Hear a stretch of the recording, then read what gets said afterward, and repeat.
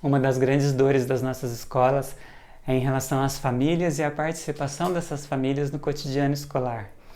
Muitas vezes, diante de uma situação de paz, por exemplo, nós olhamos para a quantidade de alunos que nós temos e para aqueles que participam de fato dessas reuniões e percebemos que é uma minoria.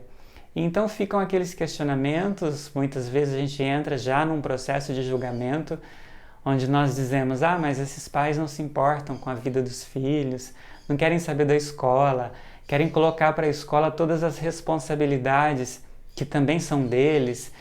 E aí a gente entra nesse processo de dois lados, um que olha para o outro e começa a julgar e começa a condenar. E com isso a gente não chega em lugar nenhum. Talvez a gente precise olhar então de um outro ponto de vista.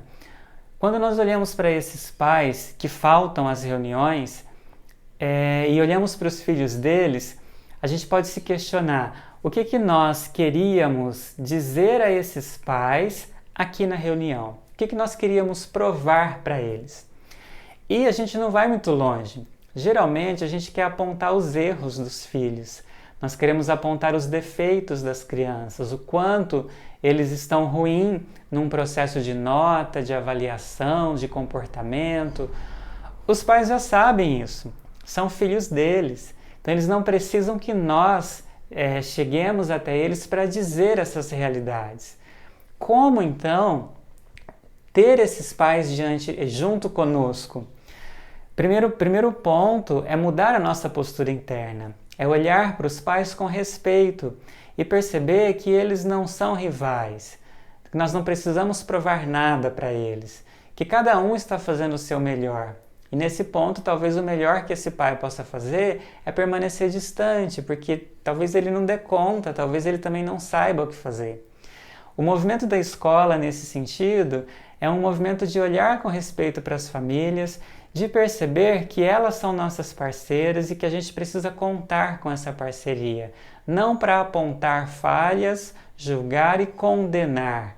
E também não para que a gente se isente de uma culpa. Não existe culpado aqui. Existe todo mundo num processo que busca o seu melhor. Na instituição onde eu atuo como diretor, quando nós começamos com as nossas reuniões de pais, eu diria que 10, 15% dos pais participavam dessas reuniões. Hoje, quando nós fazemos uma reunião, esses pais eles não cabem no espaço que nós temos destinado a reuniões, às palestras. Então nós precisamos abrir convites, é como se fosse uma senha. Então esse pai vem, dá o nome e vem para a reunião, porque a gente não dá conta de acolher todos eles num mesmo dia. Esse foi um processo que nós fomos conseguindo aos poucos, gradativo, levou anos para a gente chegar nesse ponto.